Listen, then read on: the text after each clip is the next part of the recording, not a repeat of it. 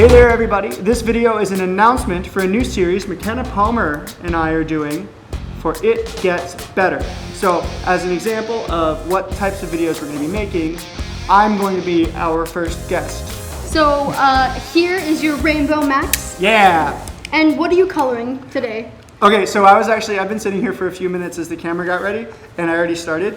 I'm doing what is essentially a prince with two princesses, and I think it's kind of like my high school story where, like, you know, ladies were all after me, and I was like, oh, I don't know how to say that I don't want to do this, but yeah, so like this is before it got better.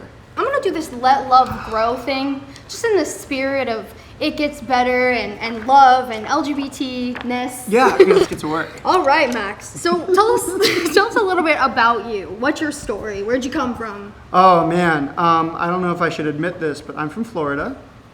No, just kidding. I work in social media. I'm also an actor. Sometimes I'm a male underpants supermodel when the time is right. I use social media like Instagram and YouTube to fund projects like my very first feature film, Hooked. Ooh, what's it about? It's about LGBT homeless youth. It's a narrative, which means it's not a documentary. Okay. And since we crowdsourced all the money, half the profits of the film are being donated to shelters. Wow, that's amazing, Max. Yeah. Tell us a little bit about your coming out story. When did you come out? High school, college? I was a theater kid, but I was also in all the sports and those sorts of things, and I dated girls and kind of went a little haywire. I tried to go as far in the opposite direction as possible in the sense that, like, I was kind of a player with girls. I wasn't always treating people very well. I would kind of pick on the gay kid and do things like that. So, you know, I kind of had a longer journey than most. I had to get out of my hometown in order to, like, really feel like I can explore all of those things. And in my freshman year of college, I met someone, we had a connection, and then I got super burned, super played, and I realized, oh my gosh, I've been doing that to girls. So I kind of had a full 180 and realized I needed to start treating other people as well as myself a little bit better. Wow. Did you have any resources that you did turn to for comfort or support? Man, I had so many resources at my disposal that it's kind of embarrassing that I was as much of a jerk as I was. I have a lesbian sister who's in her 50s. Oh, okay. I have two gay uncles, one of which just got married a month ago. Aw. Yeah, I mean, there was literally no end to the resources. I remember we were watching Will and Grace one time in the kitchen, and my mom turned to me and she was like, you know I'll love you no matter whether you're gay or straight. I'm like, are you saying this to my other brothers or just me? It was just me. So, I mean, it really couldn't have been easier, especially for someone from where I was. But it was really more my own fear of what I perceived than any actual threat. So I was very lucky, whereas I know a lot of other people haven't had that luxury. A lot of people get thrown out of their homes. A lot of people have sexual and physical abuse inflicted on them. So yeah, I was really, really fortunate. When I came out to my family at 18, or right before I was about to, I was driving with a friend across the country, and we stopped at my uncle's place in Austin, who lives there with his partner and their kids, and I just had this like long talk. We went for a run and kind of just went through everything, and his main advice was just stay safe, you know, don't make any stupid decisions, but man, are you lucky for being able to make this decision at 18 rather than doing it at 40. So was that kind of like a defining moment in your coming out experience?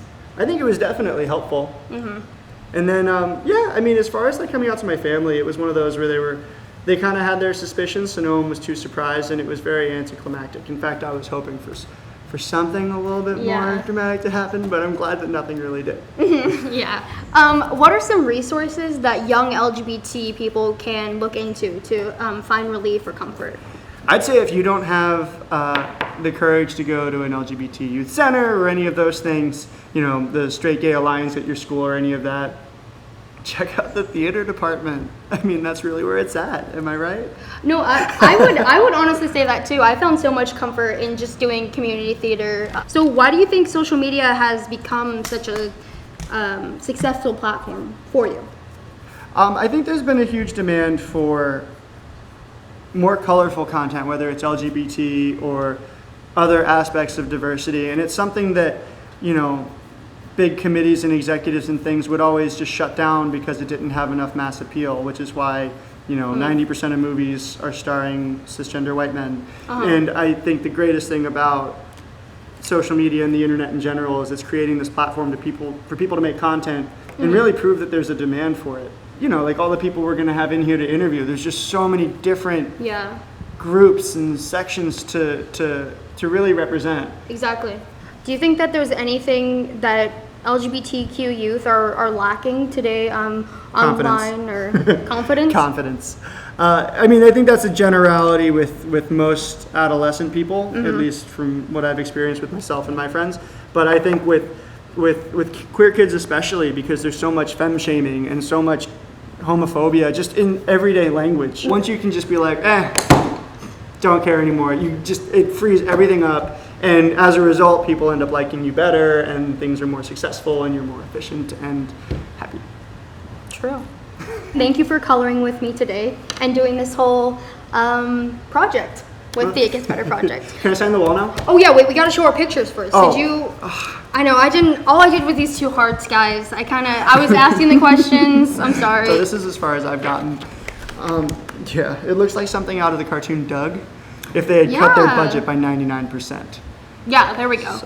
So if you want to see the rest of his drawings, his colorings, make sure you watch the rest of this series. This picture's triggering me.